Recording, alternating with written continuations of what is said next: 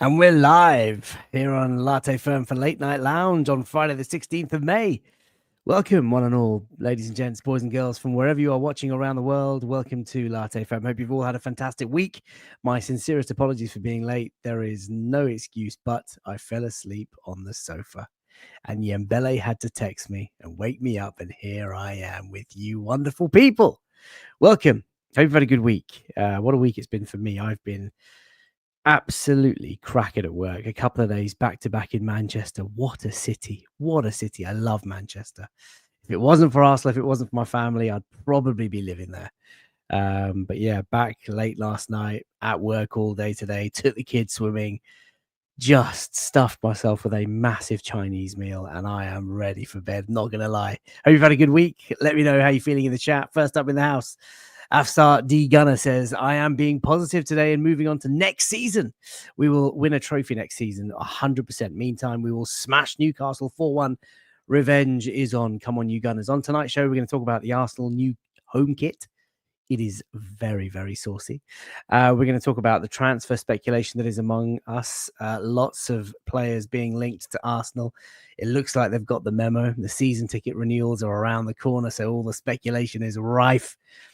There is the Premier League game, of course, Newcastle coming to the Emirates this weekend for our final home game of the season. Lots at stake. The race for second, the race for Champions League football. We will also talk about United and Spurs, how utterly useless both these clubs are, but they find themselves in a European final. And will one of them have a better season than Arsenal? That has been the debate. Trent Alexander-Arnold was booed when we went to Anfield. We can talk about that and whether we would do the same in that sort of scenario. What your thoughts are on that sort of situation. And of course, we'll look ahead to Sunday's game. So a packed show. Stay tuned. And Afsar says, by the way, I've not been drinking. Tamina's in the house. Hi, FK. How are you doing today? Well, I'm excited by your transfer speculation, Tamina. Rodrigo set to join Arsenal. She says Victor Gyökeres is joining Arsenal. Very, very happy. V Vlad, goodly evening all. Scenes when we sign Rodrigo and his dad is outside the Emirates at 3:30 a.m. before the Champions League semi-final next season. We will be there. Come on, you Gunners. Do you remember that? Do you remember that? Tamina says, can you do a daily Arsenal transfer news show, please, FK? I tell you what, the summer is nearly upon us. The end of season is here. A daily show does feel very appealing. Maybe a short 10, 15 minutes every day. What do people think? Forder on Football's in the house. Evening. Hope everyone's well. Hope you're well, Forder. You've been doing some terrific work with the Canon podcast and your thumbnails, you saucy devil. DJ D10. Hey, FK in chat. He's on time. DJ D10. Wish I could say the same about me, but hope you've had a good week. Hope you've had a good week. Dave's in the house. Dave, of course, who went to the men's training courtesy of Latte Firm, says, hello, everyone. Here's hoping that we finally beat Newcastle and secure second place in our last game at the Emirates on Sunday. If you are a Patreon member, there are a couple of tickets available in the match tickets chat on Patreon. Get over there. If you want to go to the game and you haven't got a season ticket and you want to come to the final home game of the season, let me know. Wayne says, you'll never guess who's late again, chat. He knows me too well. He's so afraid of Yem snack check, he doesn't want to go live. There you go. Dr. Hank Venture says, what's good, FK? Mate, I'm good. It's nice to see you. The late firm, says Louis. Forder on Football says, Yembello, our hero, saving the show. I'm not having this. Come on, he's got too much of a fan club. What are we creating here? The monster that we've created in the background. In fact, before coming on air, he said, look, why don't you two just go off and do your own thing and give everyone an evening of Yembele? God's gift, he called himself. Can you believe it? Right, keep the chat active. Really, really good to see you all in the chat. Hundreds of you watching across all platforms already. If you're watching on YouTube, please do subscribe to the channel, like the video, get involved in the chat. On our way to 25,000 subs, which is phenomenal. If you're watching on Patreon on ad-free, welcome.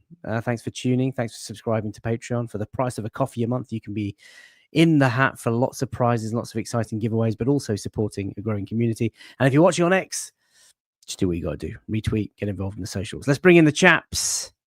Let's bring in the God's gift himself. Yembele, what are you saying, brother? The people have spoken. I am the hero that they deserve, and they've got an evening of Yembele. I just have to take him out. I cannot handle this. He doesn't even know he's been taken off. He's just in the background. Look at him. He's looking up to the sky. Right. Look at this. How are you, man? How are you? Good? I'm like you. I've had Chinese as well, but my Chinese effect may have gone a bit differently. More MSG in mine, or something like that. And it's literally just. Mate, I'll be honest with you. I might fall asleep during tonight's show. Is that during the chat about United and Spurs because they're so rubbish? No, I just fell asleep on the sofa. I've eaten too much. I was so hungry all day. The kids, they went swimming. They got home. We got them into bed. I've just come off the sofa and I've had we had some prawn dumplings and chicken and sweet corn soup to start with. I had that as well. We had chicken sweet corn soup as Nice. For my mains, I had a beef chow mein, chicken and black bean sauce, a Hong Kong chicken, a special fried rice, and I am ready to sleep, basically. And if it wasn't for your text, I would not have woken up.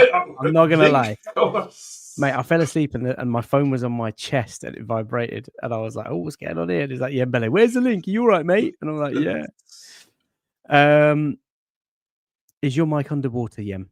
Says Wayne. Is it down underwater? It sounds very echoey. Sounds like you're in the toilet. Hold on. Let's bring in Wembele. I pressed this by accident. Wembele, how are you, my man? I'm guessing that the mic had some Chinese as well. That's Do you know what it could be? Oh yeah, your audio is really bad. What is that? It bad? It sounds as though you're in like a tin can or something. It sounds like it sounds like you're in the toilet, ready to unload. Does it? Is that better? No, it's not. Farhan Hussein says, would love a short summer daily show, daily latte. Ooh, I like that.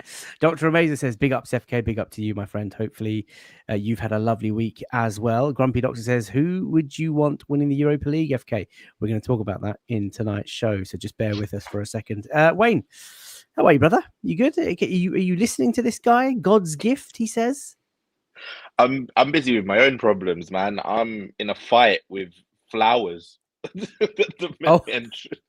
And trees. My eyes that is God's gift to you, my friend. Yeah, hay that's fever. God's gift to me. Hay fever is absolutely slapping me right now. It's I sound really as though I've got an awful cold. I don't. It's just I'm being attacked by flowers right now, and unfortunately, I've not found like an antihistamine or something that doesn't send me straight to sleep. So had I taken one of those an hour ago, I would have been in the same position you were and asleep on the sofa. Well, I'll be honest. Tonight's not looking good, ladies and gents, boys and girls. Yembele, his sound is terrible. He sounds like he's about. No, someone's actually pointed out something very. So Dr. Hey, okay, calm down. Yeah, calm down. Shout in. There we go. The mic is better now. There we go. Sensational. What did you do? It's what Dr. Hank Venture actually pointed out. One of the settings was wrong. So he says we both need and deserve. People have spoken. Get these two clowns out. An evening on Yembele waits. Well, I don't even. He's a menace. He is an absolute. TNT menace. called me something different. Don't forget. Yeah, we think he's a menace. TNT call him analyst.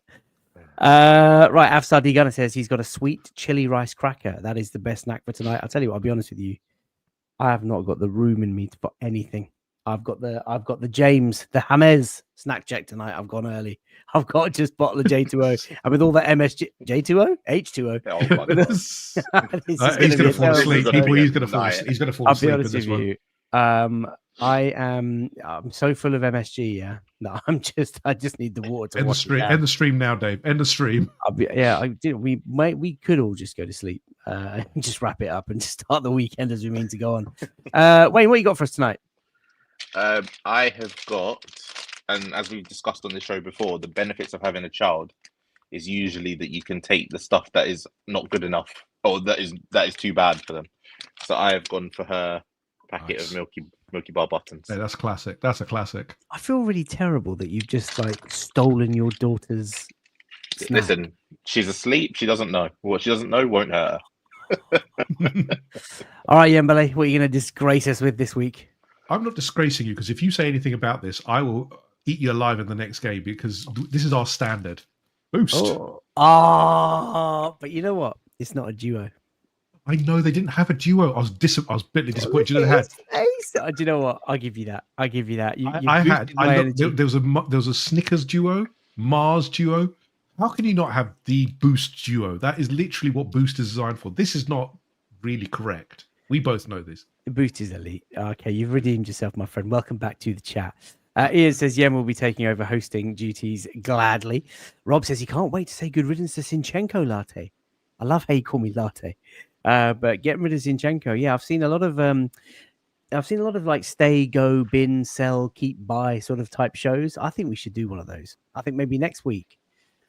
No, once the season is over, the very first late night lounge after the season is over, we will talk about sell or keep or move on or shift or bin or whatever. What about sack with Arteta? That's Wayne. You've Honestly, had to go too your soon. agenda. You keep to your agenda. I will give you this. You keep to your agenda. Not going to happen. Not going to happen. Louis says last week everyone was having pizza. Today it's Chinese. Indeed. Grumpy Doctor says big up Kareem Yemzema. They just get better every week. It's just the perfect name. Yem. It just goes with everything. Yembele, Yembappe. Oh my God. Yemilson, Yemzema. It's just too good.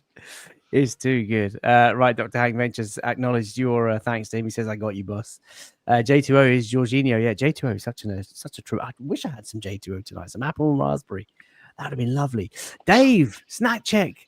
Indian sweets. Laddu. What a cultured man you are, Dave. I didn't think you had it in you, but I bet, are they from Ambala? Please tell me, Dave, they're from Ambala, because the laddus from Ambala are, oh my. Ooh. Wayne, have you ever had a laddu from Ambala? I haven't. No, I haven't. Oh, Wayne. Well, we talked about this. I'm going to get you, your missus, your little one, come to our house over the summer, and I'm going to give you some Ambala mishti, I'm some looking forward to Ambala it. Indian sweets. They are unreal. In fact, that is exactly what we need to do. Louis says, Wayne out. Yeah, I could get behind that. Paul Lupton says, some homemade patatas bravas and a quiche for me. Homemade patatas bravas. It's like a potato. It's What like is a that? potato tapas. And a quiche. And he's been down the pub. Oh, It's Friday, man. Your toilet's getting it tomorrow morning. It's Friday. It's Friday. Then it's Saturday, Sunday. What? Okay, That's where we're at right now. Ford Report says, no way, I've a boost in hand and a cup of tea in waiting. He's having a boost as well. Great minds, great minds. Thomason is in the house. He says, big up, guys. We will finish third. Newcastle will beat us and Everton will finish second. Everton will finish. Your head's gone. Everton will finish second. No, Newcastle play Everton after. Oh, So sorry. Newcastle Newcastle will beat and us and Everton. Man, where would you know what? Let's just give it up. Listen, the lack of a comma, it's there just is true. doing. It's true. Come on, where's your English language here? Arteta must go now. I told you guys he's a fraud. Bring me Inzaghi, Allegri, Zidane. Do you know what, Thomason? You just need to sign off your messages with hashtag Bring Me Zidane. That's it. Just copy. Just trademark that sentence. It's just so beautiful. The way you used to join me on I've the just post-match seen phone-ins. the best use of my name for a while. There's one further down from Farhan. Yeah, Montada. Oh No, the next one. Yamin Yamal. It's used both in both names. God, that's sensational. Yamin Yamal. Ballon-d'Or-esque. I think that's it. I think that is the best. That's unreal. Farhan, you mate, I doff my cap.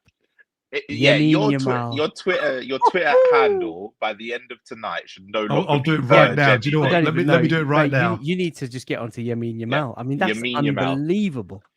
Let me just that it is. right now. Do you know what? That is top bins. That's Declan Brilliant. Rice, Real Madrid free kick, top corner. That is wow, heritage. Wow, that's insane. Dan Smith's in the house. Says hi. All quite nervous about tomorrow's game. Well, first of all, the game's on Sunday, my man. Unless you're talking about the cup finals, I mean, stupid like that. If it doesn't go well, unless you're in somewhere else in the world, to be fair, Dan. So, my bad. You could be into tomorrow. In which case, you could be talking about Sunday. We could well have a very nervy final match day. Also, a pretty terrible look to lose to Newcastle 4 times in a season. Very bad narrative. I'll tell you what else is bad narrative. Being the only club in the top 5 or top 6 that hasn't won a trophy this season. We're not going to leave that one down. That is for sure. What's happening in the private chat? Yembele is just... all he's written is me. Right, Taylor says top tier slander game. Indeed. He did mean Sunday. My bad, he says. Right, keep the chat active. Amy Gibson's in the house. Hello, Amy. Hope you're well, my friend. Another Latte Firm Patreon member. I think you were our first ever prize winner, weren't you? Champions League tickets. We need to go 100% shithouse on Newcastle. What have we got to lose? I could firmly get behind that. Right, welcome all to the show. Great to have you here. We're going to talk about a lot of things tonight, and let's move away from snack check. Let me get that. Why is that not coming out of the way? There we go. Let's bring up the slides. The only place to start, Wayne Bellet, is the new Arsenal home kit. Look at that. It was revealed when, do you know, I'm a mess, right? I don't even know what's been happening. I've been in Manchester back to back, couple of days of work, not even on socials. When was this released? Today? Yesterday, I think. Wasn't Yesterday. Okay. So, what do you think? I love it. I'm a huge fan. I think of all of the home shirts that we've had under Adidas, I think that this is my favorite one. I love the fact that it's proper Arsenal red. I love the fact that it's got red stripes on the sleeves. I love the fact that if you wear the long sleeve version that you don't really see anymore, players normally go for like a undershirt or a base layer, just like a white one underneath it. But if you go for the long sleeve version, it's got red stripes all the way down, and I love the pattern, the design. It really reminds me of like 97, 98, those old sort of JVC home shirts that had the kind of Arsenal A design, like kind of patterned subtly all over it. So yeah, I love it. I'm a big fan. I'm looking forward to seeing it in person. I'm looking forward to us wearing it against Newcastle, final home game of the season. That seems to be a tradition that we're going for now, and I think that it will go down. It will go down properly well, like proper well with Arsenal fans, because most importantly, the badge is beautiful on it. I would have maybe, I think to give it maybe like a 9.5, 10 out of 10, I would have preferred it to just be the cannon. But the badge looks fantastic. It stands out beautifully, and yeah, I'm a huge fan. Oh my God, imagine just the cannon. That would have been absolutely electric. I mean, look, every time there's news of Arsenal releasing a new kit, you know, first of all, our Photoshop geniuses out there are sensational, right? Some of the edits that you get in and around the time when we're sort of thinking of all the speculation of what a kit could look like, some of these guys need to be working for Adidas, but that's another story. And when I was prepared to see it, I was like, okay, I wonder what they're going to serve up this time. But when I saw this, I fell in love with it straight away. I like the fact there's no blue. I like it's just red and white.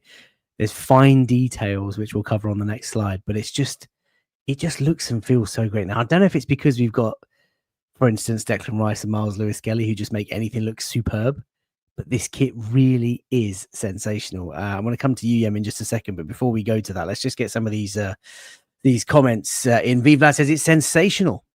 All three All Same three shirt. kits. All three kits. Yeah, Really? leaked. No, not yet. They've All been right. leaked. They've been leaked though. So Okay. All three kits, to be fair, are sensational. Yes, one of you guys link me something in my DMs. I want to have a look at those. Calafiori was made for times like these. Taylor says, great shirt. Would love to see the original colors back on the badge, though. Thomasin says the home kit is nice. I'd give it an 8 out of 10, but we need to start winning trophies.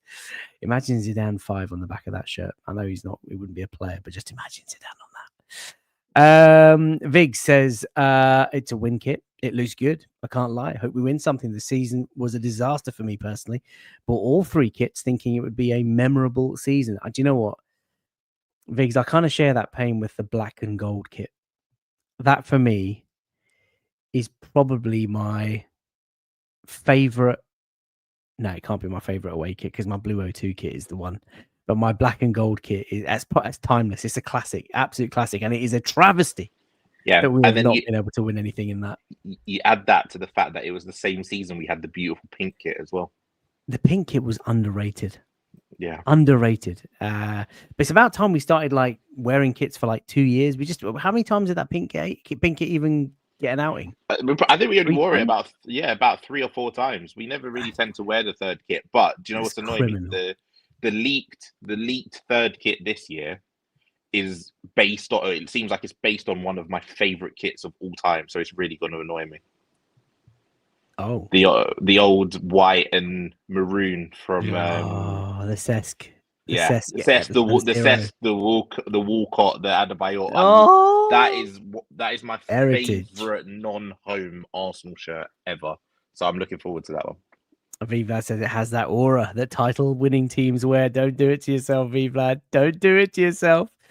Yembele, just want to get your thoughts on it. I mean, one of the things that I love about this shirt the most is just I love the fine details. Look at the way the Arsenal is written on the back of the neck there. And then, of course, the A, which if you've seen Arsenal.com's comical sort of footage of the players trying to draw the A free-handed. Really, really good fun. But what do you make of the shirt there, Yem? As you can see, Saka Rice, Martinelli, Gabriel Magalhaes. I don't know. Is that Russo?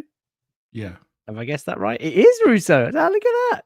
And David Raya, the goalkeeping shirt, which, I mean, come on. All of it's just really, really saucy. Yeah, really nice kit. Really simplistic, actually. I like that they're not trying to overcomplicate the color scheme and put blue and all this. Just keep it red and white, simple as. Nice intricacies in the actual kit, which is, something to appreciate when, you don't want it just plain. But yeah, really nice and classic. I like the aesthetic. We'll see next season. The only thing I would like to do is obviously change some of the sponsorship, one specific sponsor in particular. But I think the kit's a stunner, and hopefully next season it's something that we can win with. But the cost, my God, I think everyone, again, £85 it's bordering on shocking now in terms of. Well, yeah, I mean, unless you know a man who knows a man who knows a man. Do you know what I'm saying? I linked to the type of meal that we had tonight. But yeah, listen, I think the price of kits is frankly ridiculous. And we just joked about wearing the pink kit, 3 times that year. And I mean, that away kit, we could have been wearing that away kit for the last 3 seasons. I don't think anyone would have complained. Merlin's in the house. Welcome to the show. Says football shirts should be for kids, not adults. I wouldn't be seen dead in a footy shirt. No, Merlin, come on. I have to disagree strongly.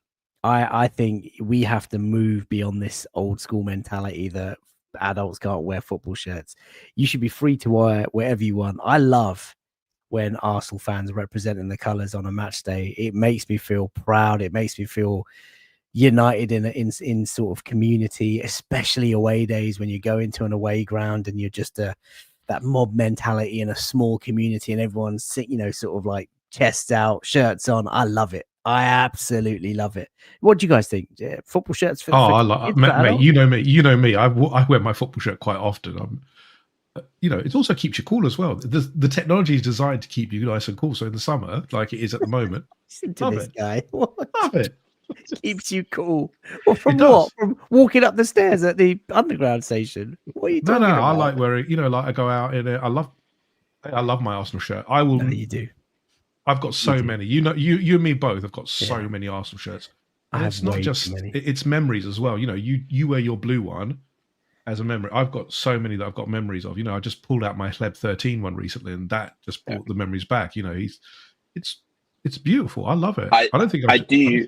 I do draw the line at grown adults having like the cringy personalized ones though. I don't mind you wearing like a player or something like that. Like I'm happy with that. Like I have no issue with that. But I don't want to be seeing like Daddy 25 at the Emirates. Like I don't know what you're thinking about, Sunshine. No, like when people have had presents from like their kids or presents from. That I remember one time, and I'll never forget it. There was a couple in front of me at one of the community shields, and obviously it was I think it was Chelsea fans. One of the years we played Chelsea, I think, in a community shield, and he had a Chelsea shirt on that obviously she had bought for him, and it had Bay and the year that they met, like 22 or whatever it was, or 20. And I was like, no, let's not do that. Let's not. Let's have some decorum about us, Arsenal fans. Come on. Taylor says the leaked white kit is fucking beautiful. Dan Alpha's in the house, in better late than ever. Hello, everyone. Evening, FK Wayne and Yembele. Hello to you, Dan. Hope you've had a good week. Working hard into the night, I'm assuming. The pink kit is really good too, says Dr. Hank Venture. I need to see this. And he says the black and pink Puma was my favorite. Nah, the Puma kits can just go straight in the bin. There was not one Puma kit that I liked. I had most of them, but I did not like any of them. Zebo says, I do find grown adults wearing football shirts a bit cringe. They should be for children and teens. Amy says she's not sure about the goalie kit. Too similar to Liverpool's duster kit. Yeah, that is. There are there are sort of similarities to that. Ford has just read my mind like a book with pictures. Gyökeres would look great celebrating in that. And that is where we're going to start the show, chaps. We're going to start talking about the transfer speculation because it's gone absolutely nuts. First up, a couple of names, and Joan Garcia, Wayne, a goalkeeper, of course. Arsenal in desperate need of forwards and a striker. Rumours are that we are looking to bring in I guess number 2 goalkeeper who will challenge for the now new number 1, David Raya, who's changed his shirt number. Joan Garcia, 20, 25, up to 30 million euros, depending on who you believe on socials. Do we need such an expensive goalkeeper, Wayne? I think it depends really at the way you look at it. But to be fair, if we know anything about Arteta and Arsenal the last couple of years, one, David Raya getting the #1 shirt now probably means the end of his Arsenal career.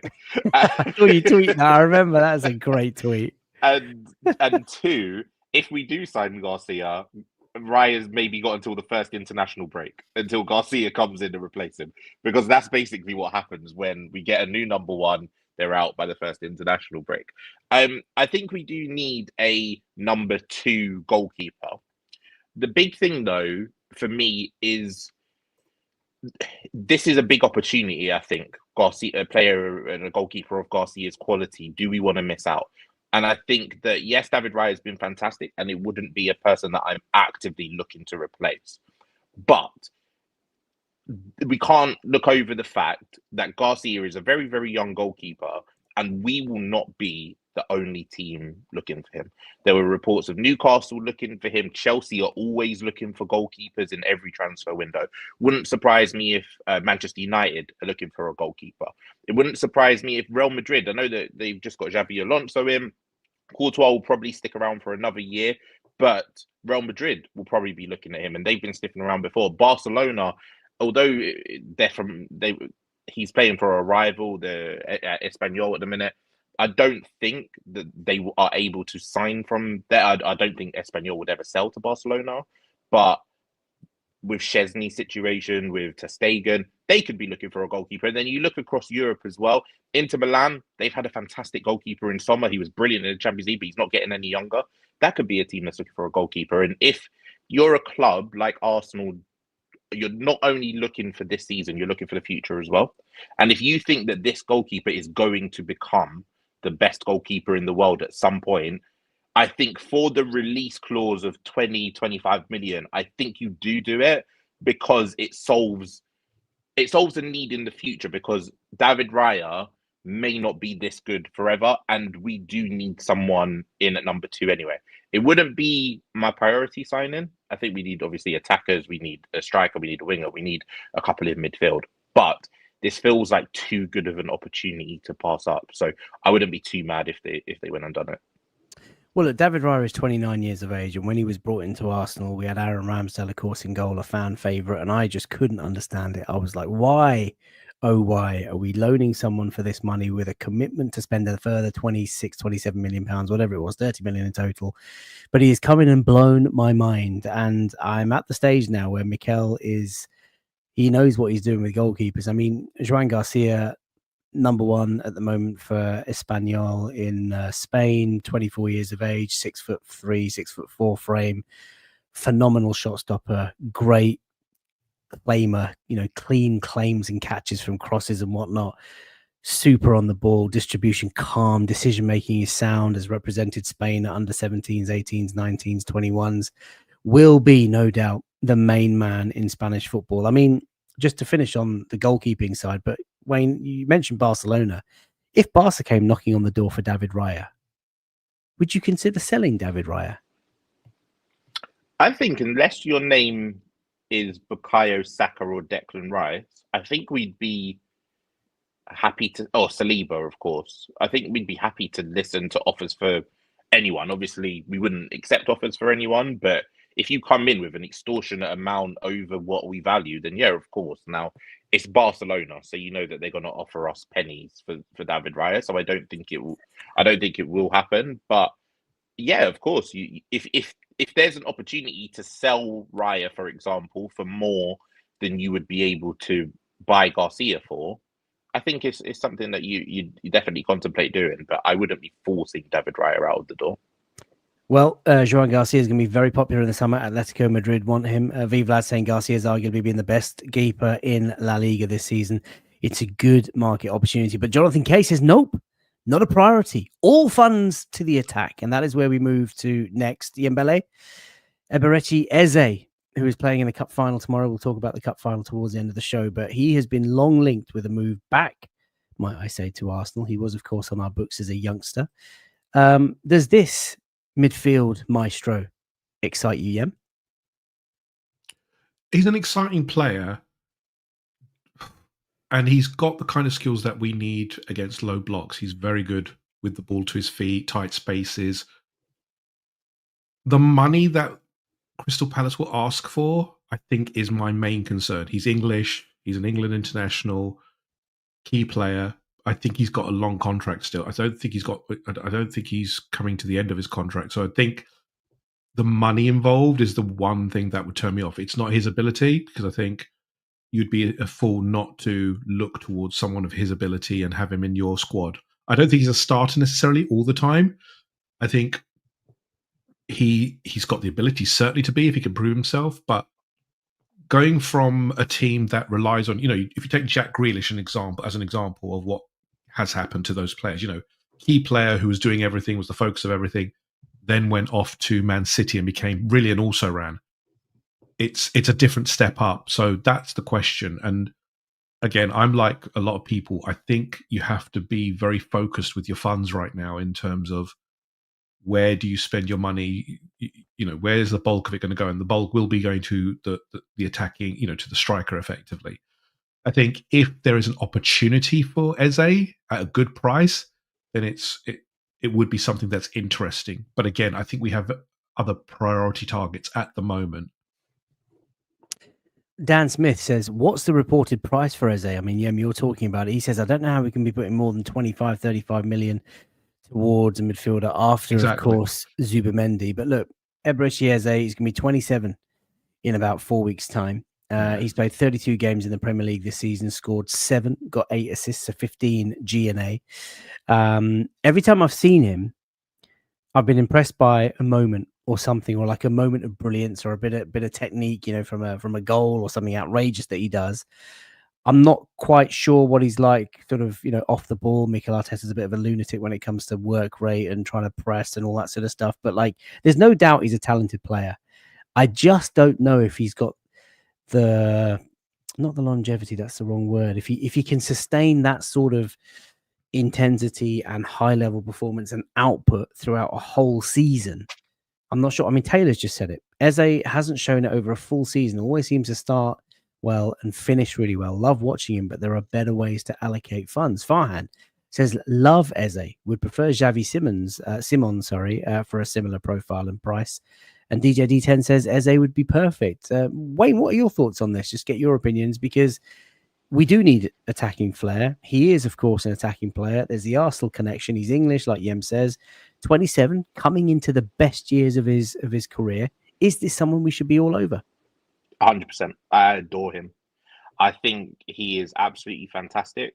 I think he's someone that offers everything that we currently lack in certain areas of the pitch. I think he's someone that can come in for Martin Odegaard if he's not playing particularly well. He's someone that can play with Martin Odegaard if we need two creative pieces in the midfield.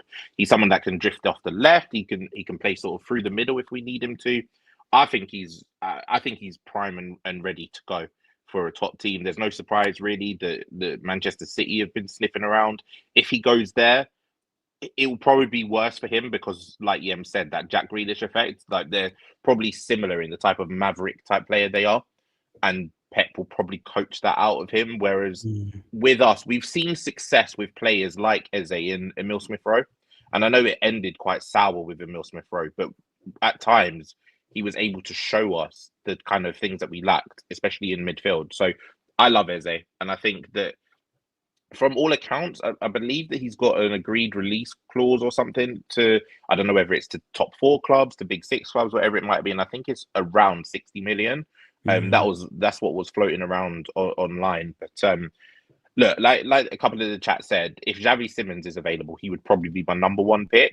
But Eze would be 1B because I think he's fantastic, and I think he would be super helpful for a lot of things that we lack.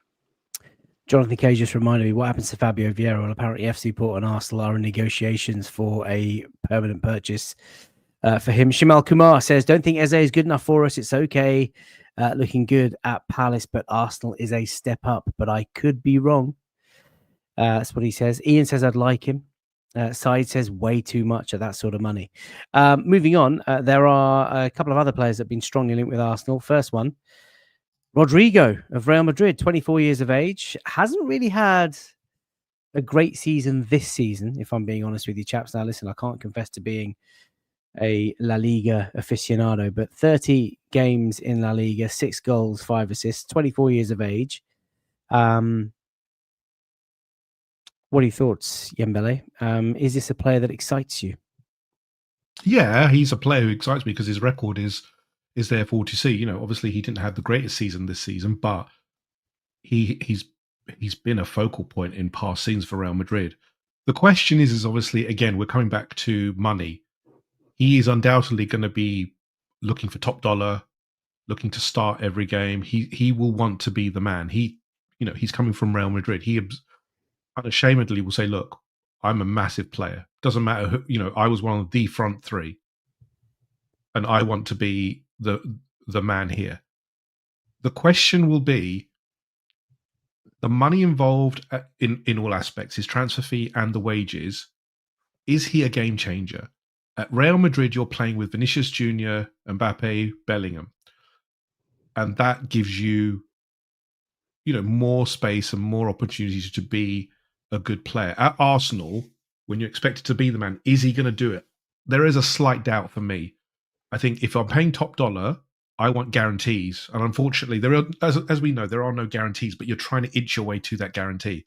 And I haven't seen Rodrigo on the left-hand side. He's coming from the right primarily at Real Madrid.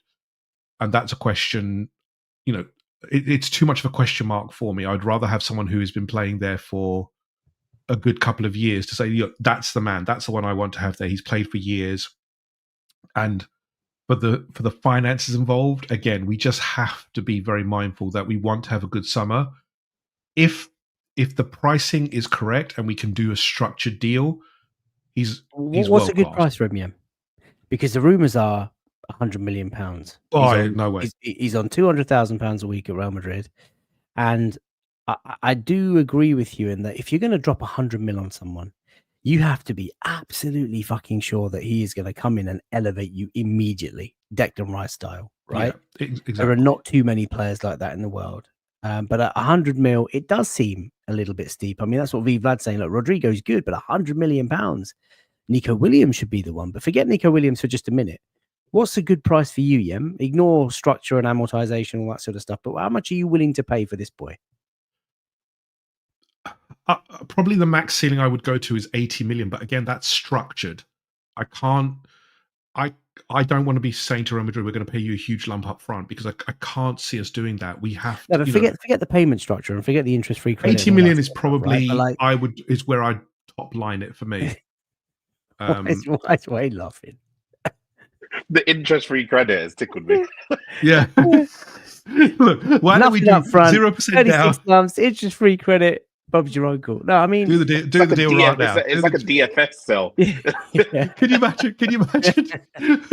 No, but listen, I mean, I wanted to get your. I guess I just wanted to get your sort of value of him. I guess so. Look, if you're thinking 80 mil, Wayne. I mean, this is someone who's obviously carved out a career at Real Madrid. He's a Brazil international. He might be surplus to requirements at the Bernabeu. Is he someone that you'd like to see? And just before you answer, Vig says Rodrigo is 100% yes. He's being made to play out of position. He still has his moments. Check his numbers when he's on the left wing. After all that chat about war chest, I'm expecting big expenditure. Dan says if Arteta wants Rodrigo, then I'll get on board. But otherwise, I'm not super convinced. Feels like a big name link without too much substance. Taylor says Rodrigo is a left winger who plays a majority of games on the right. Really difficult to judge him, in my opinion. High risk, high reward type signing. Wayne? Well, first of all, I'm going to go on record and say I don't think we signed him. He feels very much like when we were linked to Benzema, when we were linked to Higuain, stuff like that. Like Arsenal fans, kind of when we were linked to Aouar a few years. I want a summer. Do you know what? For the summer that we had for Benzema, I'll take it. Let's roll that back. We created a celebrity for the entire summer. We had people going out to Real Madrid. Bring it back. Bring it back. Roll it back. I've seen a lot of this, Wayne. Alexis Sanchez vibes from Rodrigo. I think he's got the potential to burst if he comes to us. I think he would be fantastic on that left-hand side. I think the problem is, I agree with you that for that 80 to 100 million range, you want someone that's a guarantee success from day one. And I don't know if he will be that. However, what I will say is unless we're getting, and we probably won't, and we always talk about Newcastle players here, unless we're getting Anthony Gordon this summer, I think there are question marks over any left winger that we can sign this summer. And you just want to get the one that maybe gives you the most answers as opposed to questions. Like Nico Williams, yes, 50 million as a release clause or whatever it is, 60 million as a release clause is fantastic. But when you know the kind of wages that he's apparently looking for, or the kind of wages that he's on at Bilbao because they don't have to spend any money on transfers, then that's a huge, huge red flag, especially for someone that has not produced better numbers in La Liga than Martinelli has for us in England. So although Nico Williams right now, I would probably say is a better player than Martinelli, there's no guarantee he comes here and hits the ground running straight away. He will have to get used to the Premier League, things like that. We've been linked to Jamie Bino-Gittins and Dortmund. Again, a fantastic player that I think is really direct. His dribbling really excites me, but he's a player that I don't think has scored in the last sort of 15 to 20 games in the Bundesliga. That is a red flag, because when you think about Sancho, he was someone that was a bit more successful than Bino-Gittins in the Bundesliga, came to the Premier League and completely flopped. So I think that there is no real guarantee on that left side. Somebody's going to have to take a risk. We're going to have to take a risk on someone. And of the players linked, Rodrigo is the best player available, but I don't even think he would be a guarantee at 80 to 100 million. Just on the Benzema tweet, Vlad's just reminded me of an absolute all-timer. Do you remember the Stevie Woods AFC, the tweet? It was something like, "Dear Steve's followers, I'm his wife, Babs. Steve passed away last night, and his final word or his final breath was Benzema. Make of that what you will." Oh, what a tweet that was. Those were the days. Look, if Rodrigo happens, then obviously everyone's going to get behind it. He's an exciting player, no doubt. You don't carve out a career at Real Madrid, and what a career he's had there if you're a mug. And if he's the explosive wide player that Arsenal go and get at 24 years of age, he's obviously performed at the highest level. It could be an interesting move. Yem, we've talked about Benjamin Sesko and Victor Gyökeres on a few shows over the last sort of few weeks and months, and Sesko's fee seems to be going up 10 million euros every day, every week. And the latest rumor is that we would have to pay 85 million euros to get him. You know how I feel about the guy on the screen here, Victor Gyökeres. And by the way, these images courtesy of the fantastic _Arsenal. Get involved with _Arsenal and follow Sam on socials. But Victor Gyökeres for me is just a no-brainer. And if Sesko is 85 million, are you now leaning towards this guy, or do you still want us to pursue Mr. Benjamin? This is the big one for me. This is where the focus of the transfer window has to be. Let's be very honest. We've cried out for years for this one. We've been debating this, and Arsenal Twitter has been debating this for the last couple of weeks, months, and obviously with the news from David Ornstein that we're looking further at Victor Gyökeres, it's only just got worse now, and what's going on. I will refer back to an article to a video that I saw on that the Athletic did, which I thought was really, really good actually, about Victor Gyökeres and how he is a good striker. He's a bit of a bulldozer, but in Portugal and the way that Sporting play, he gets all the space he wants. At Arsenal, he will not get that. We come up against the low block regularly. And there is a note that he will struggle generally because he operates in wide spaces. For me personally, I think it will come down to money as per normal. I think for me personally, from my personal point of view, Sesko is the one for me. If we can't get Isak, which I don't think we will, because of the fees involved and that Newcastle probably have made Champions League. Is Bruv still talking about Isak? No. This is just a realization. Come on, mate. We're never getting Isak. Arsenal fans, I'm not having a go at you. I've seen it on socials all day long, man. Arsenal fans need to let go of the idea of Alex Isak. It is not happening. Do you want to walk? Do you want to walk with me again, FK? No, I do not want to walk with you because I walked with you and it ended in heartbreaking pain. It's not happening. You let us off a cliff. You let us off the cliff, Wayne. Listen, hard. Listen, I've got the blueprint. If you want to walk with me, you let me know.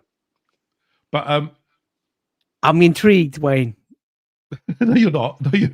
Don't be intrigued. Listen, right now we're second with 68 points, right?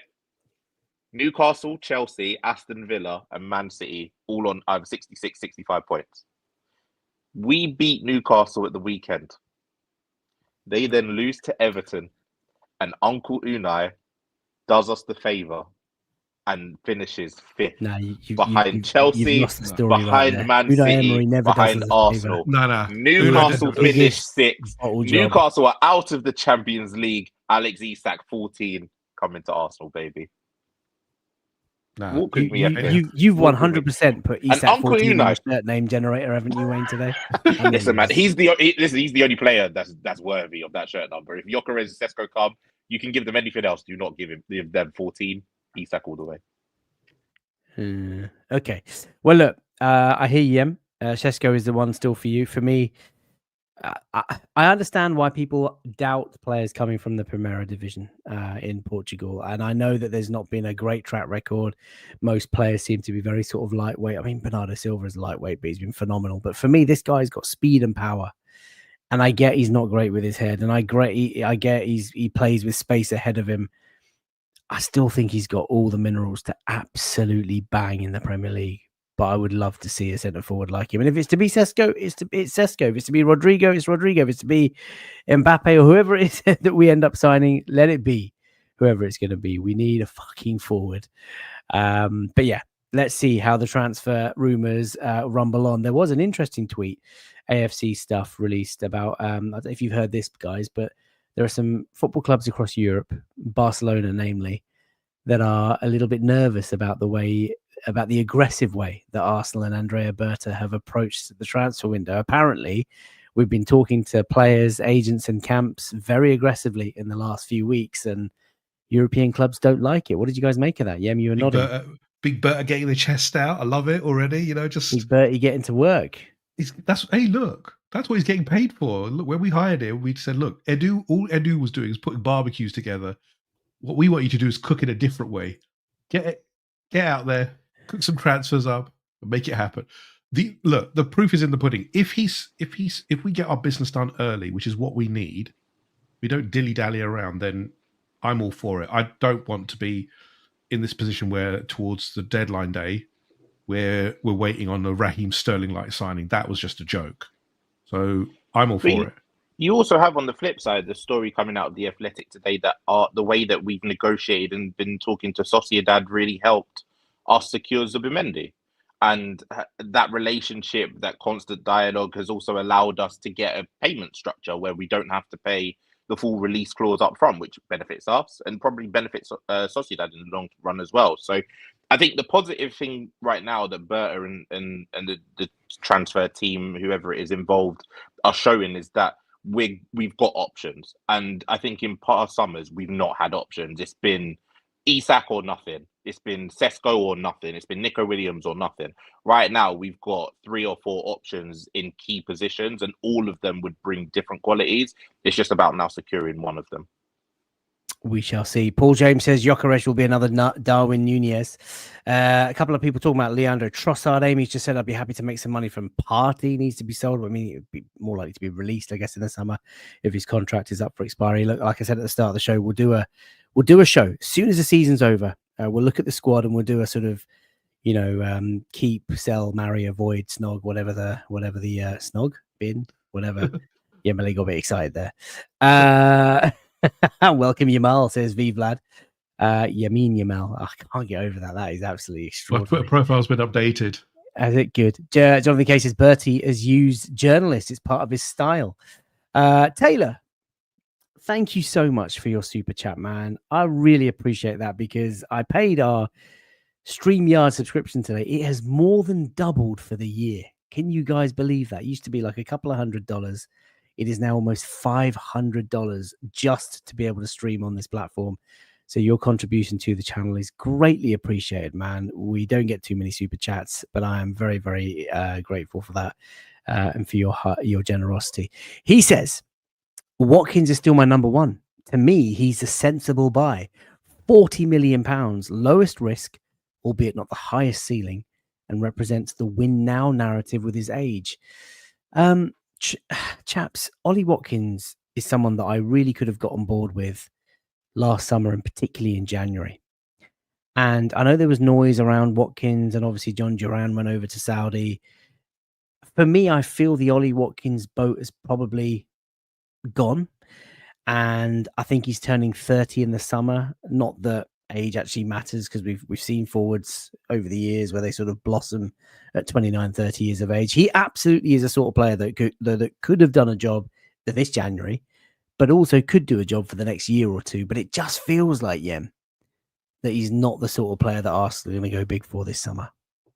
Yeah, I agree. I think the Watkins boat has passed. I think if the 40 million, if Villa had accepted the 40 million, which they wouldn't have done with the Duran deal, we would have done it.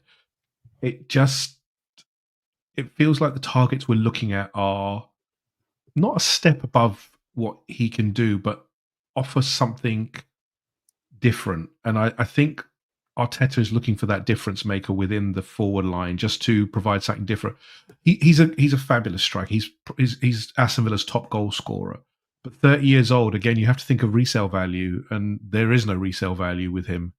You pay, if you invest 40 million, which is the price I assume they're looking for, it's a one-shot deal effectively, because you're not going to get anything back. If it was 20, I'd say probably that's not a bad deal to go for. Why would you sell Ollie Watkins for 20 million? Yeah, come on. No, but I'm just giving examples, as in, where would the deal favour us? If he pushed the deal, which I doubt he will, because by all accounts, Marcus Rashford is not. I don't think Aston Villa are in for Rashford. That leaves them with no strikers at all. So I don't see him going either. All right, let me put it to you differently. Do you think Ollie Watkins is capable of scoring 20 league goals in one season for Arsenal? 15 probably. I don't think he's a 20-goal season for Really? Arsenal.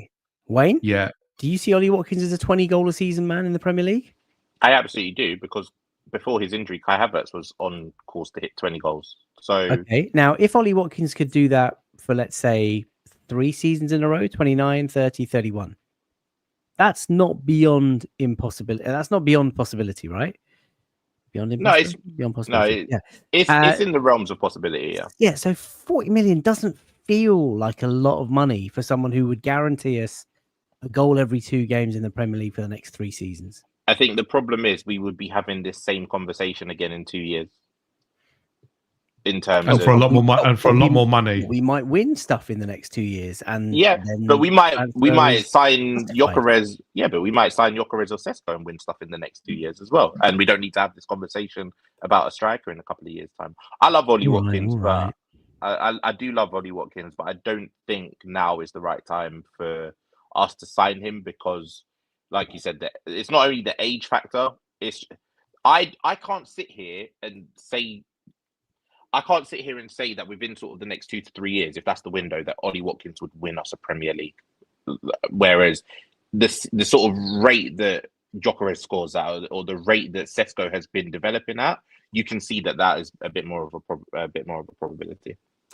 Well, listen, when I suggested that Ollie Watkins could score 20 goals in a season, the Noes have won it. The Noes are out there. 12 to 14 goals, Saeed says. Vig says, no, he's not capable. He's got the most big chances missed. Yeah, we need to convert some of these big chances. Right, enough transfer talk. There's going to be plenty of shows over the summer, and I am cooking a Martin Zubimendi breakdown, because breakdown season is upon us. I will do that, and I will record it. Well, actually, no, we'll do it live, but we'll do it at the right time. But it looks like Ollie Watkins has really sort of heated up the debate in the chat. Right, we're halfway through the show. Thousands of you watching across both platforms. Please do get involved in the chat, like the video, subscribe, all that sort of stuff. Let's talk about this very quickly. Trent Alexander-Arnold, chaps, was booed at Anfield by the Liverpool faithful. Hence the clever headline there. Do you see what I did there? You'll never boo alone. Hey, anyone? No? Yembele still hasn't clocked.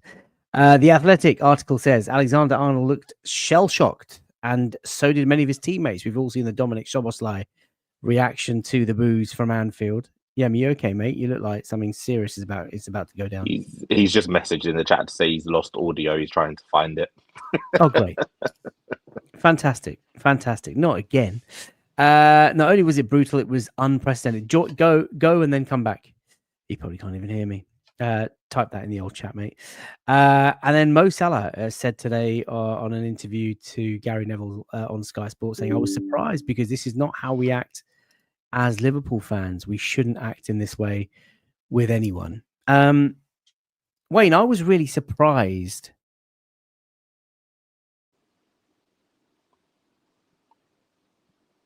Oh well, is it just me again? Is this has this happened for the second week in a row? Right, last time apparently I didn't take the opportunity to host properly, chat. So if it's just us, what should we talk about? What should we chat about? Because last time I apparently was shell shocked that FK disappeared. He's gone. He's given me the reins. Latte firm is mine, ladies and gentlemen. What do you want to talk about? Oh, the slides have gone. The slides have gone. We can't even talk about Trent anymore. Hopefully FK does come back, because like the comments are saying in the chat, now we riot. Hank Venture, yes. Everyone get the pitchforks out. FK has left us to it. And it's like when a supply teacher has left kids in the classroom sort of alone. There we go. Oh, you're back. The teacher's back. I think it's Yembele. He's got my computer details. He's obviously logged in and sabotaged. Well, your mic is messed up as Yembele's was originally. Oh, what now? So you can't hear me at all? Well, I can, but again, it sounds like you're in a tin can. Right. Let's do this. Right. Give me a second, folks. What is going on? Settings. Bring it home, Wayne. Assistant manager shift. FK banned from the touchline. I feel like the Newcastle assistant manager, the one that's clearly trying to take over. Is that from better? Eddie Howe. Yeah, there you go. Is that better? Okay, hang on. The bandit's in the back. Hello. Can you hear me? Can you hear me all right? Oh my Yeah, goodness, we can. What has the Chinese done? No, but do you know what? No, all of a sudden StreamYard just changed all my settings. I don't know what happened. Exactly the same. I thought it was you messing about in the background. Ray Beam says, Wayne's World, party time. Excellent. Over to you, Wayne. I think you did a very good job. The Wayne Latte Show. Wayne, sing us a song. Now we riot, says Dr. Hank. You lot are fantastic. Absolutely fucking love it. Sorry about that. I don't know what happened. We're talking about booing, and I can see all the fans of the booing Latte firm. Look, very quickly. This happened, obviously, at the weekend. Wayne, I think I was midway through asking you.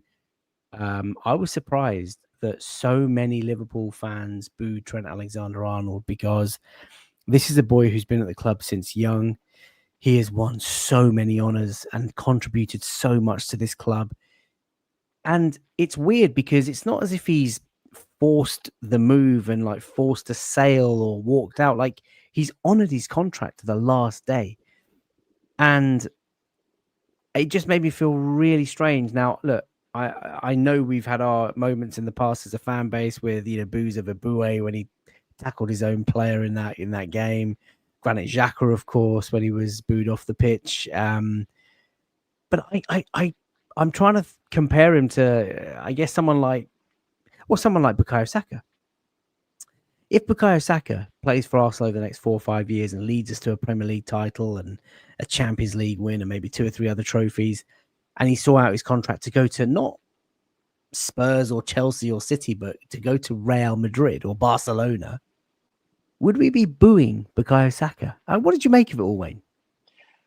I think it's difficult to say because, like, when you said Xhaka, Abue, everyone would have their own opinions. Abue's one for me was really harsh and disappointing, whereas the Xhaka one for me, I felt at the time and the way that it was happening was a bit more justified. This one didn't feel justified. You just had to get your shot out to Xhaka. I didn't know you, mate.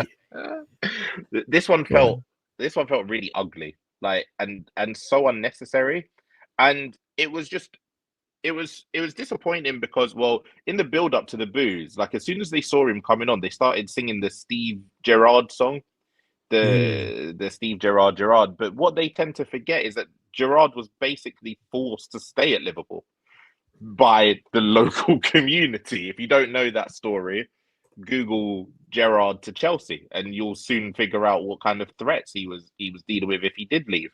Look, at the end of the day, like you said, Trent has won everything in a Liverpool shirt that there is to win.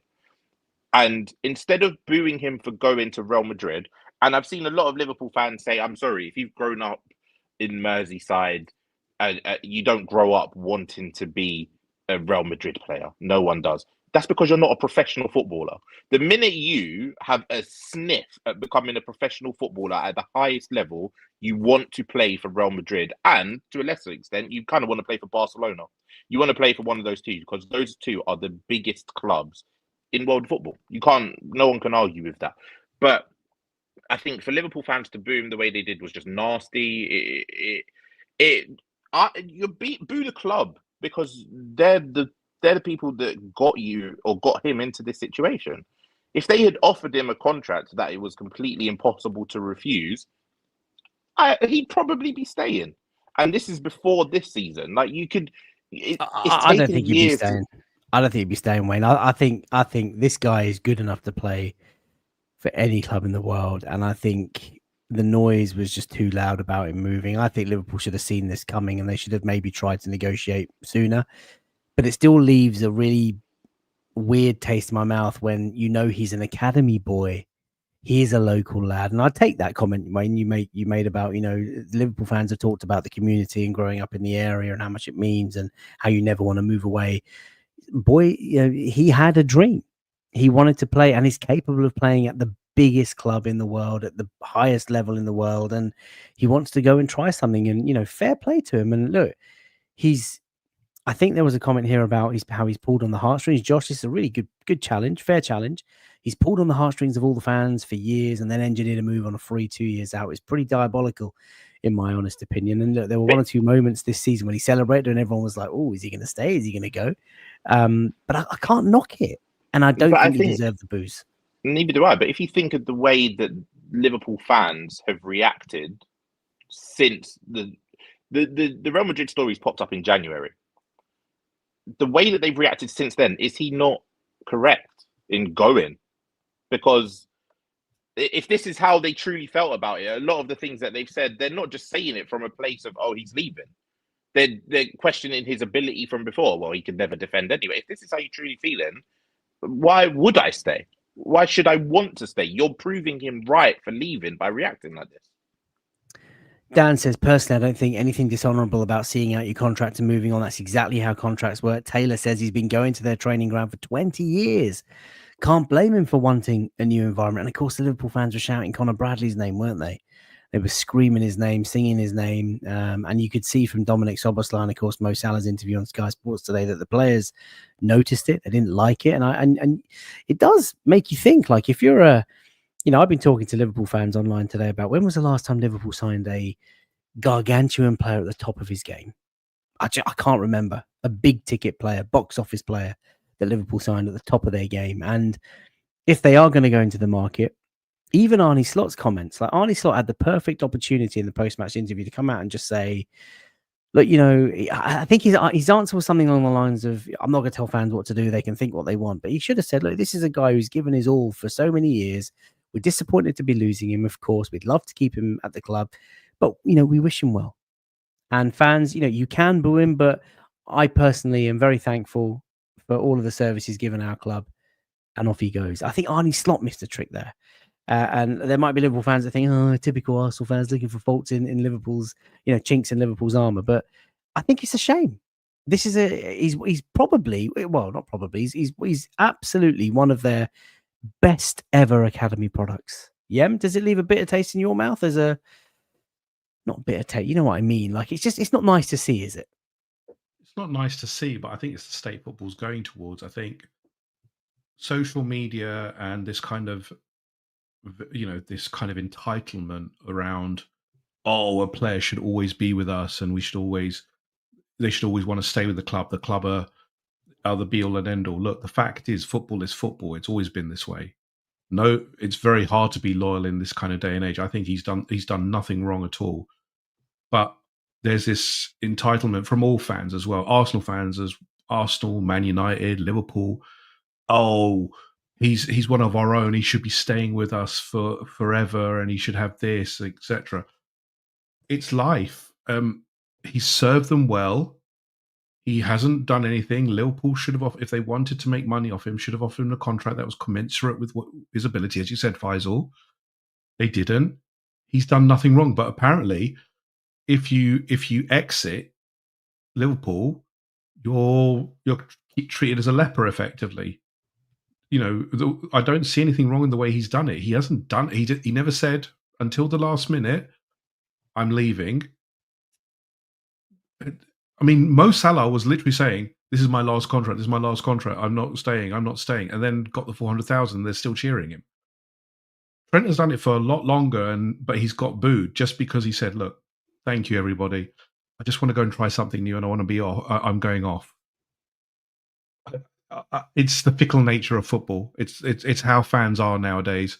The vitriol, the tribalism is much more worse. And who's to say as well, if one of our players leave, like the Sackers, etc., that it won't be the kind of same noise, because we've seen this before. Unfortunately, this is the state of football now, that we've developed this kind of venomous nature around things that shouldn't be this venomous. The Xhaka stuff, all of this, it's beyond what we should be doing. But this is the state of football now, and it's only going to get worse, I think, as it moves along. And I get people are emotionally tied to players. Kids and teenagers have watched growing up with Trent Alexander-Arnold, and they're disappointed. I understand that, but he's served very well. He has won trophies, as you said, Faisal. He has kept his peace. He hasn't said, "I'm disappointed with the club. I haven't done anything wrong," etc. And he's just said, "Look," and he hasn't gone in a backhanded way. He hasn't gone. He hasn't had secret deals with Real Madrid. He's done it in the right way. Real Madrid tried to get him on a deal earlier in January. Nothing wrong with that. I think he, again, done the right thing. He's wound down his contract. Just said, "Look, thank you. The contract offer you've given me is not good enough. I do want to go and try something. I've had the mind to go." And then, they've got a good replacement. They're targeting Jeremy Frimpong as well, by the looks of it. He looks like the one who's going to come in. It's a good replacement. Players, though. Very different players, but again, Trent's almost general. I mean, is he the best right back the Premier League's ever seen? Again, right back in terms of creativity and going forward, yeah, probably, because his delivery and his passing ability is probably the best I've seen. As a defending right back, God, he's no way, not even close.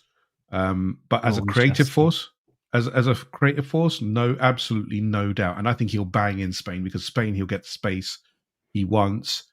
He won't get the pressure on him that comes in the Premier League. So I think it's a very, very good move for Real Madrid and for him personally.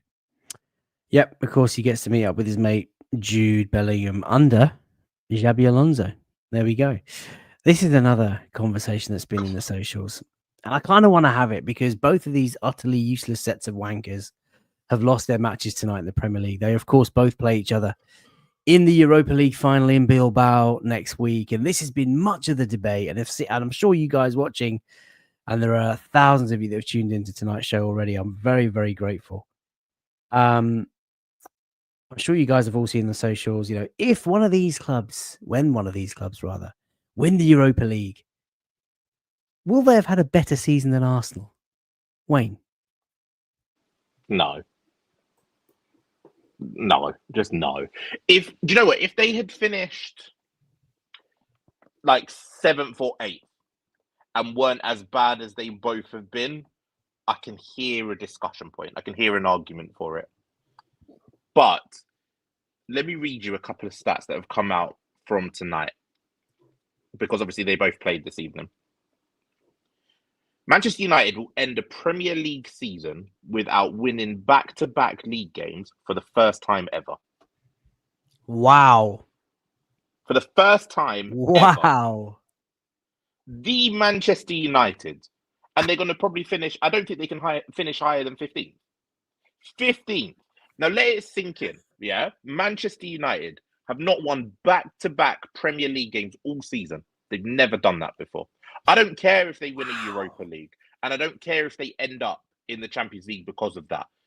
You finished 15th. Don't you though? Really? No. In obviously, I don't want them to be there. If Manchester United don't win and make the Champions League, they're finished. They are absolutely finished. Like, they need the Champions League money probably more than Spurs do. Spurs stat. Did you know that when West Ham got relegated in 2003, they had more points than Spurs can make Oh this my season? God. Spurs cannot finish higher than 16th. I don't care if they win the Europa League. At the end of the day, look, I want to win trophies as much as the next Don't you person. care And though? no, listen, I obviously don't want Spurs. No, Don't I give would, it the big and be brave. no. Like, don't you care? I would care if Spurs won a trophy. Don't get it wrong. I don't want them to win. I would care if Spurs won a trophy. But in the context of the conversation, do you have have you had a better season than Arsenal? The only reason both teams weren't relegated is because the bottom three teams were absolutely atrocious. That's the only reason these two teams have not been relegated. It's absolutely shocking. I hope Manchester United do win, but at the end of the day, they're both competing for a competition that no one wants to be in. If you're in it, you want to make the best of a bad situation, and you obviously want to win it. And if you do win it, you bring some success and a day for the fans. But I'm sorry, that one day doesn't make up for the fact that you cannot win back-to-back games all season. It won't stop the fact, if Spurs win this trophy against Manchester United in the final, it won't stop the fact that Andy's getting sacked the next day. How are you going to tell me that you've had a better season and you're going to sack your manager the day after a cup final? Well, these are not my thoughts, and I know people have said to me I'm going all talk sport, but I want to ask the question. I want to get the conversation flowing. Yeah, history books won't remember that Ange got sacked. History books won't remember that it's 16th versus 17th. History books won't remember or remind us that United didn't win a back to back, didn't have wins back to back in the Premier League this season. History will show that one of these wankers won a European trophy. History will remind us that Arsenal have had a terrible record in European football. And when you think about it this way, Yembele, if you look at the top 5-6 teams, they're all going to win a trophy this year. Liverpool obviously won the Premier League title. City have a chance to win the FA Cup tomorrow. Newcastle have won the League Cup, of course. Chelsea are going to win their Europa Conference Division, Premier League, whatever it's called. And one of these twats are going to win this cup. I find it galling, and I find it really, really frustrating, actually. And I agree with you, Wayne. Don't get me wrong. Europa League is absolutely a secondary competition. And let's face it, I would much rather be in the Champions League. Of course we would. There are Arsenal fans that are like, oh yeah, but I'd rather not. I'd rather be in a European competition that we can win. Don't really care about being in the Champions League. No. Come on. Have you forgotten how good Real Madrid felt that night? But I'm a tiny bit envious that they're going to win a trophy. Yeah, how do you feel? I am really not comfortable with this situation. We can't win in any of this because I want to see the downfall of Man United, as Wayne said. If Man United lose and go, but the amount of United fans crying would be magical.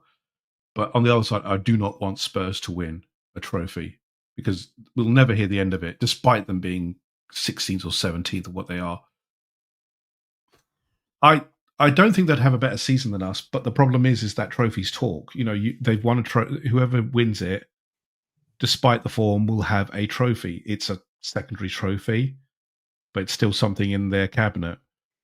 We keep getting labelled with the nearly men. But the problem is if you're at the top table, which is what we're at the sharp end. You have to be at your best, and we are one of the better teams. There is no doubt of that. The Europa League standard this year and the European Conference League standard is atrocious. It is so bad. Because obviously the Champions League teams do not drop in anymore. The standard that Tottenham and Man United have had to go through is pretty dire.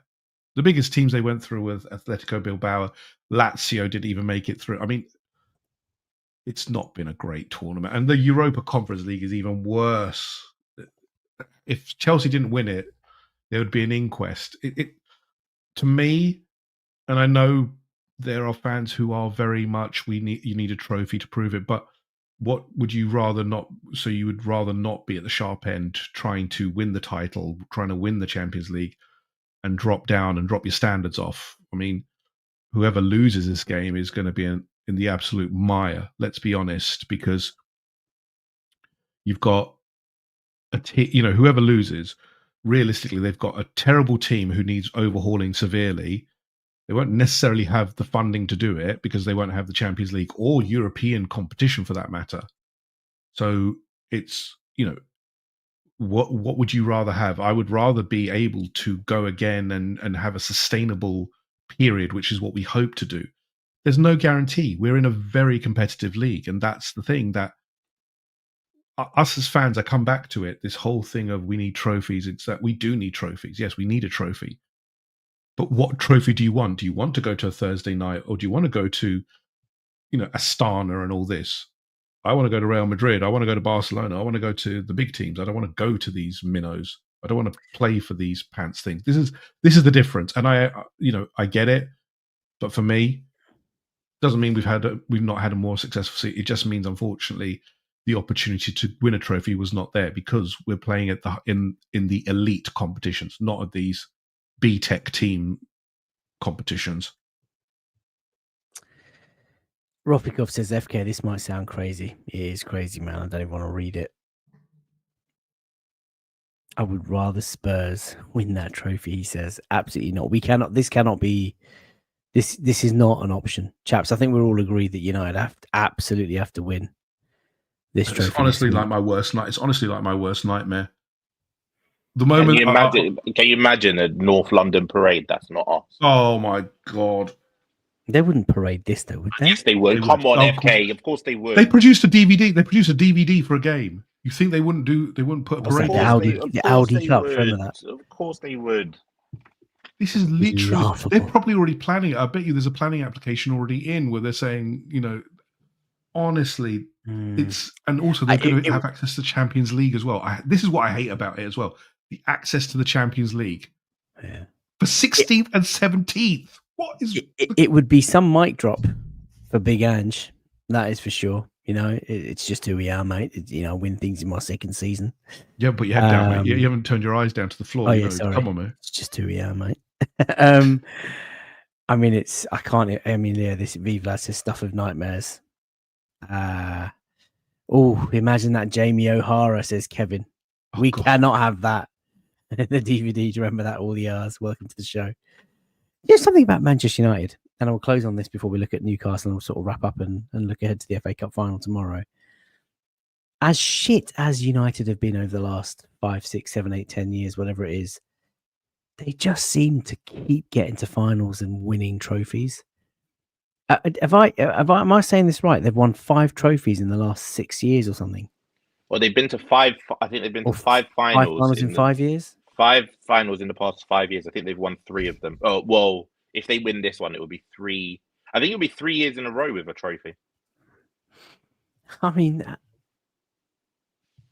the luck is it. I mean, when you let's get serious. I've got the picture of Mikel Arteta there on the right hand side. Sorry if that's a bit too sensational, but the reality is, the Champions League might be a dream for us. I get it, and the Premier League. Okay, we expected City to crumble at some point, especially after Rodri got injured. No one expected Liverpool to do that. We've got lessons to learn, and we can aspire for that. But we have to do so much better in the domestic cups. Oh, you're finally on board my boat, FK, are you?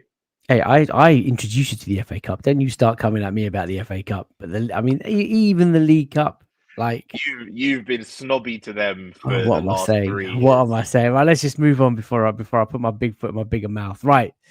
The race for second is on. Arsenal have done it again. Big man Wenger has done it again. This is the title that everybody actually wants to win. Don't worry about the Premier League title. This is what it's about.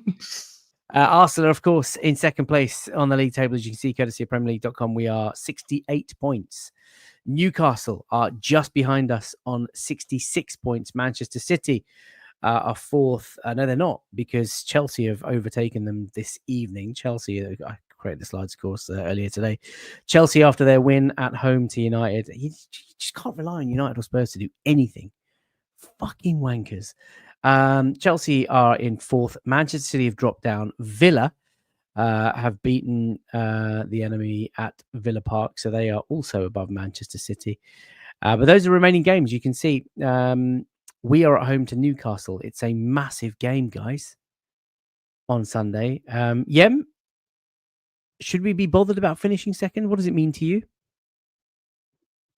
I think we should, because again, we've been there all this season, and I know it doesn't really mean anything in terms of we'll still get Champions League, but it's pride. You're trying to play for some pride that we've been there the whole season. We have been the second best team by a stretch, but yeah, it's a scant consolation, unfortunately, for this season. But we need to do something, because it's been a shambolic season towards the end. I think we've had the highs. We've just got to finish the season well to start get somewhere into the new seasons and get have some kind of building block. It just feels like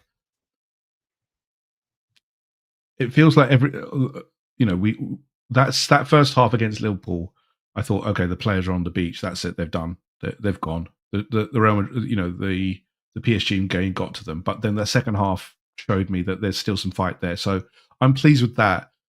But yeah, it's just some pride. I think we just got to, we've been there.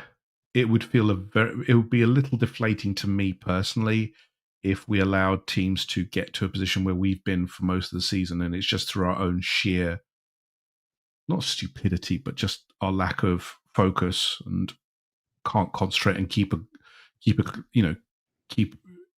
get a win. It's just, we've done it for ourselves.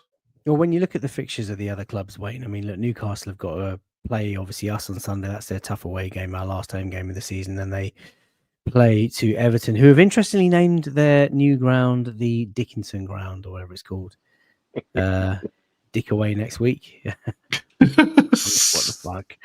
Manchester City, of course, at home to Bournemouth, who aren't going to be easy. And then, of course, away to Fulham, which is quite unpredictable. Chelsea got the business done tonight, but they're away to Forest in the last game of the season. Forest will be up for making or going out with a bang last game. Villa away to United, both Europa League finalists. Aston Villa, Unai Emery just unrivaled. And then Forest, of course, at home to Chelsea. So, look, I mean, I think if we beat Newcastle this weekend, we'll be good and we'll win this league. Win this league. Win this league. Come on, we may as well.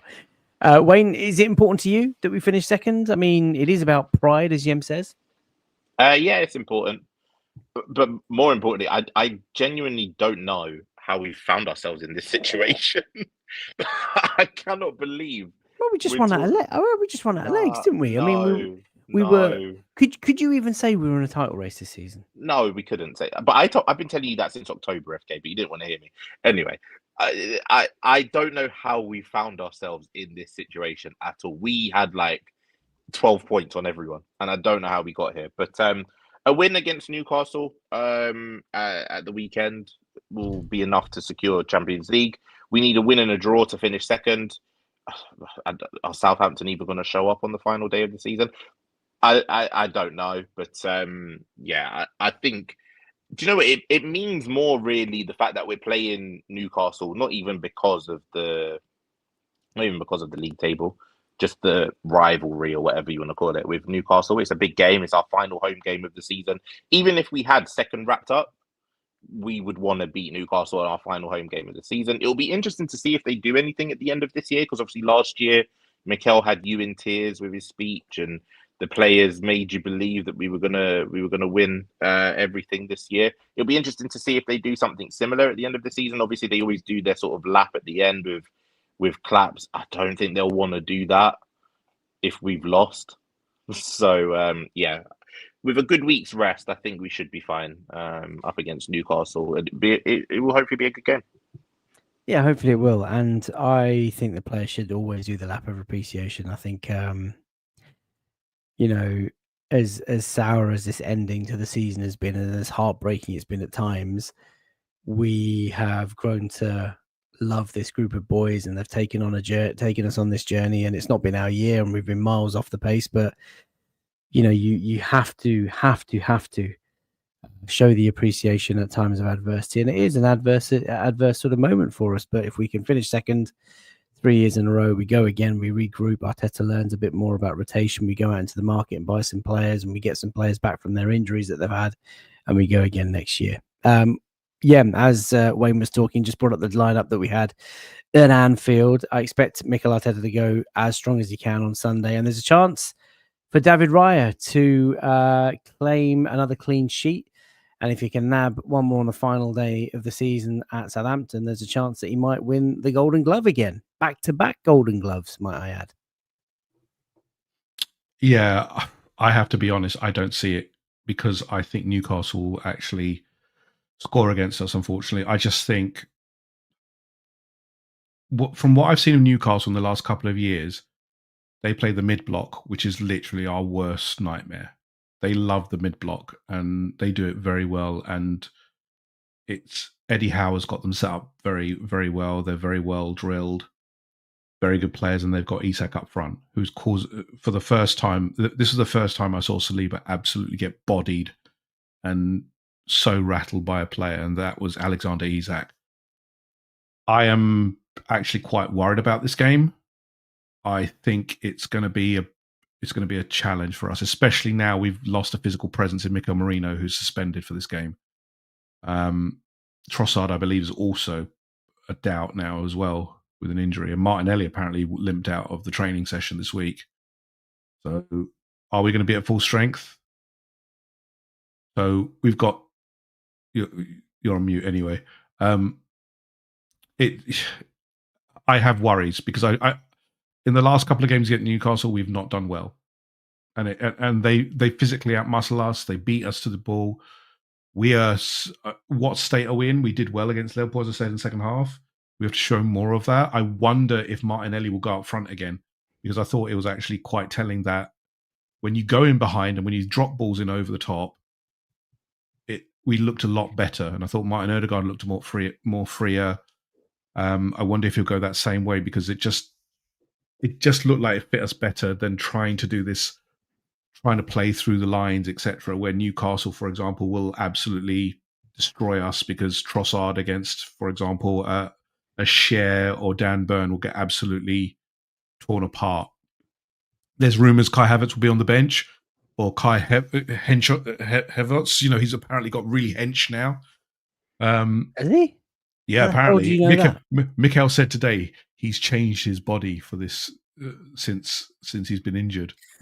Mikel, he's going to be a new man. He's going to come back like Fernando Torres. He's changed after his body. Yeah. Apparently, he's put on more weight, etc. He's. Well, I tell you, if he's put on more weight, Martin Odegaard, you're his best mate. You go on holiday together. Your wives are besties.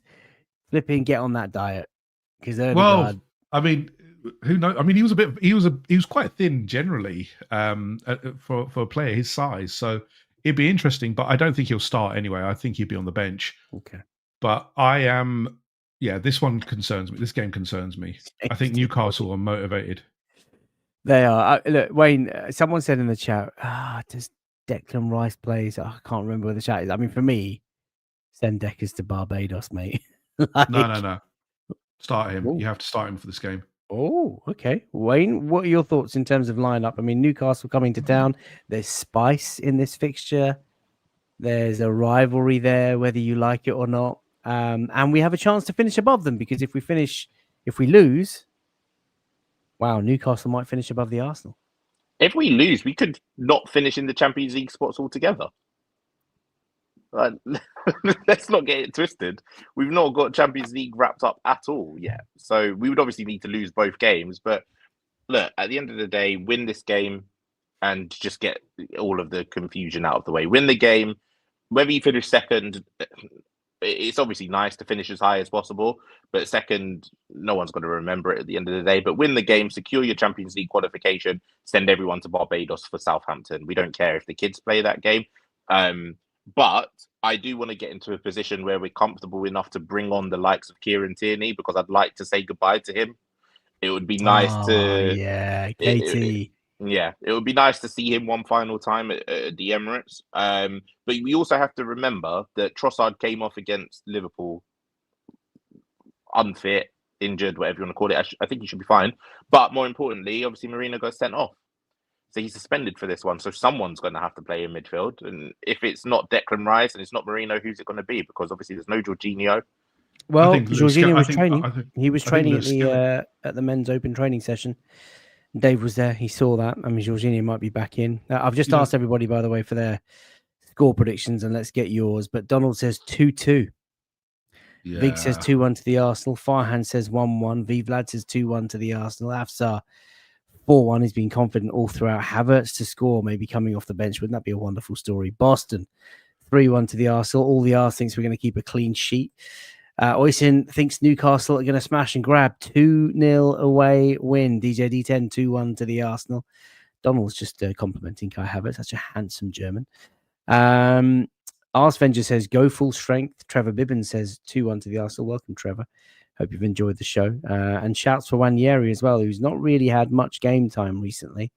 Andy says we need a farewell for Neto and Sterling as well. No, we don't. No, we don't. No, we don't. No, we don't. No, we don't. No, we Throw don't. your prawn sandwiches down from the club. Yeah, Kieran No. Tierney's fine. Kieran Tierney's all right.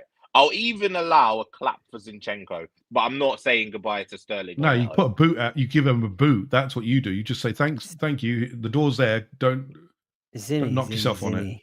What a! I've completely over criticized Zinchenko. Anyway, that's a conversation for another day. Right. Ian says 4-3. One thing that's completely comical just before we leave tonight's show is that the FA Cup final is being played tomorrow. And it's not even the end of the season. I mean, I don't know what that is about. Yeah, but neither do I. it is what it is. 4:30 kickoff at the Wembley Stadium, Arsenal of West London. Glasner's men, Crystal Palace, have the bit between their teeth. This would be their first major honour in their club history. They've been to Wembley a couple of times. Everyone will remember Ian Wright missing out on Crystal Palace tears. Manchester City, who looked like they were just going to fade into nothing this season, but they went out in January, spent a couple of $100 million. There's lots of rumours about a new summer of signings ahead of them, but they will want to win this trophy. How do we think this final will fare, chaps? Are you going to watch? Do you care? We will be there. What's going to happen? Yembele? I'll be watching. I mean, again, it's an interesting spectacle. I would love Crystal Palace to win it. I think most neutrals are praying for Crystal Palace to do something. Would you love Palace to win it, to genuinely see Palace win their first major trophy? Yeah. Or would you want them to win it because you just want City to not win it? No. I want Palace to win it because, again, it's a club that, it's not a favourite of mine, but it's a club that, I think has had a lot of changes, has gone through a lot, and it's always nice to see someone different in the FA Cup final. It's a shame that it's Man City here because again, they haven't been that special, and yet they're still in a final. It's kind of like the Tottenham and Man United conundrum in a different sense. But I would like it just because I think for a club of Crystal Palace's size, squad depth, to make it through to the FA Cup is such a big achievement, and you just hope that they can do something because they've got a good squad. They've got good players in there. They've absolutely got the players who can absolutely cause City problems. It is just that City are looking somewhat back to what they were. They had the blip at Southampton, and I think Southampton overreached. But yeah, it's just I'm watching with interest because Crystal Palace do have the weapons. Mateta is a beast.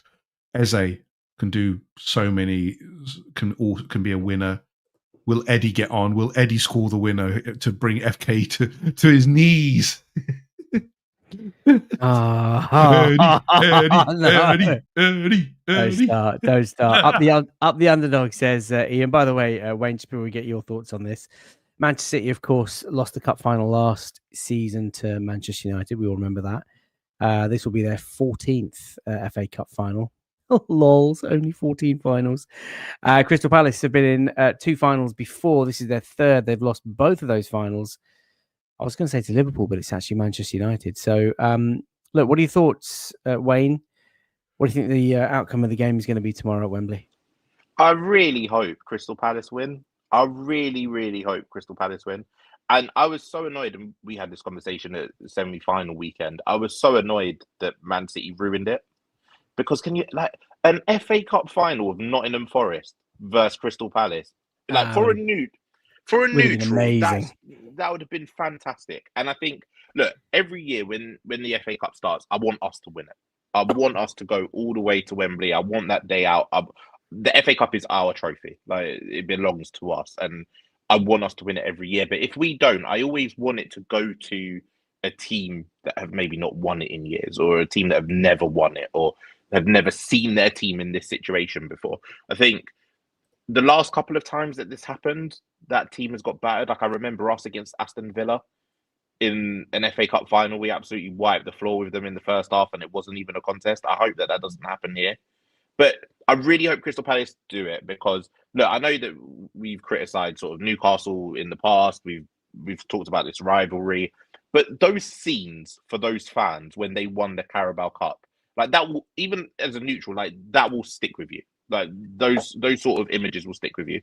And I can only imagine. What are you killing, FK? Sorry, man. There's a little bug flying around. Yeah, I can only imagine if Crystal Palace. He's not Mr. Miyagi, is he? He's not Mr. Miyagi, is he? Okay. No, he's not. Mate, do you know what I've seen in the last couple of days? Mosquitoes. Do you guys get mosquitoes? They're starting to come over. We live in a here, forest, mate. That's the problem. Open the windows and you just get mosquitoes, and there's like a massive. I live in a forest. I can't do it because I've got 1,000 acres of land around. My butler can't help me. Jeeves. Listen, I'll be honest with you, right, boys, ladies and gents, boys and girls. If you're in the chat, I need to get a new lawnmower, because my lawnmower is so terrible. I do one stripe and I have to flip in, empty the thing out. I need to get some big ass. Does he or she have a name? Daddy-o. Nah, man. Do I get a petrol one? Do I get a? It's going to be Tom Hanks, isn't it? He's going to be Tom Hanks in Forrest Gump. Electric one, battery one. I don't know, man. You're going to be driving around on your little one, aren't you? You're going to be driving one on your petrol one, aren't you? He's going to get the robot one that does it for him. He's just going to sit. No, that is what. Do you know, that is one thing that I will never do. I don't believe in robotic hoovers. I don't believe in robotic lawnmowers. I quite like cutting the grass myself, but I just need to know what to use. Donald says mosquitoes carry malaria. Thanks, mate. Appreciate that. Karen says mosquitoes hate vinegar. Karen, so do I. That's the problem. Yembele knows that. It's been something that I've just not been able to tolerate my entire life. Mosquitoes FK, says Shimal Kumar. Try living in Florida. I assume it's a pretty bad state out there. Josh says he doesn't believe in robots. There you go. Right. We are going to leave it there, I think. So hang on. So we're all hoping for a Palace win in the cup final, right? We're all hoping for an Eddie Nketiah winner. What do we think the score is going to be, though? I mean, last time out, just to give you a bit of context, these two teams played each other not even 4 or 5 weeks ago. City put 5 past Palace. It's not looking good, bruv. It's not looking good, bruv. I think City win in extra time. I think City will win it. I think City will win in normal time 3-1. Unfortunately, my head just says there's just too much there. They've got Haaland back. Well, I'm going 2-1 Palace. Hey, have some of that. 2-1 Palace. Oh, Ian Wright's going to be there, isn't he? Ian Wright's going to be at Wembley. Of course he will. Of course he will. I'm looking forward to those. All the R says 3-2 Palace. That'd be a cracker, wouldn't it? Imagine if it's 3-2. Karen says, don't worry, you don't have to drink it. Just put a little bit in the sauce and that, mate. Karen, it's not the flavour, it's the smell of it. It makes me want to vomit. My son smelt vinegar at school, vomited and got sent home, and we had to keep him at home for 2 days, a little shit. Imagine that. He didn't like the smell of vinegar, so he vommed, and the school said because he vomited, he had to stay at home for 2 days. Can you believe that? And here's my daughter literally getting like a tub of vinegar, pouring it on, and literally going, "Oh, that's so tasty, Daddy. I love it." Oh my God. I just don't know, mate. Anyway. We ran out of vinegar so quickly. It's unreal how quickly we run out. Right. If anybody wants to follow Wayne, he's available at Wayne'sWorld20_, co-host of the excellent Can You Believe It podcast with our friend AFC Met. Met's still there talking about something on your pod. And if anybody wants to follow Yembele or Yamin Yamal. If you people want, no. Let's position this correctly. Wind it back. If you people want an evening of Yembele, vote now. People, drink it in. No. Yembele. It's beautiful. Let's just get rid of him. Who needs him? Who needs him? Hey, Wayne. Hey. No, he can't be doing. Look at him. There he is in the background. Right, there's a monetization done for. Thanks for that. When costs are going up left, right, and centre, appreciate that, Yem. Yembele is available on X at Verge59 and of course TNT Sport, wherever else you can find him. Crime Watch. We're gonna leave it there. Look after yourselves. Have a lovely weekend. FA Cup final tomorrow. Arsenal Newcastle on Sunday. It's been a long old season. It's not quite been the season that we've all wanted. But we're going to be there on Sunday. We're going to support the boys. We'll give them that round of applause as they walk round, the lap of appreciation. We'll wish some players well as well. Kieran Tierney looks like he's going to go. And you reminded me, Wayne, it's going to be a perfect standing ovation for him because he is someone who deserves to go with his head held high. We'll be back on Sunday with a match reaction video and a post-match phone-in. Finally get back around to doing those. I've been out away from London for the last 3-4 weeks and it's just been difficult, but we will do it. We will be there. So look after yourselves. And until next time, get some sleep. Bye for now.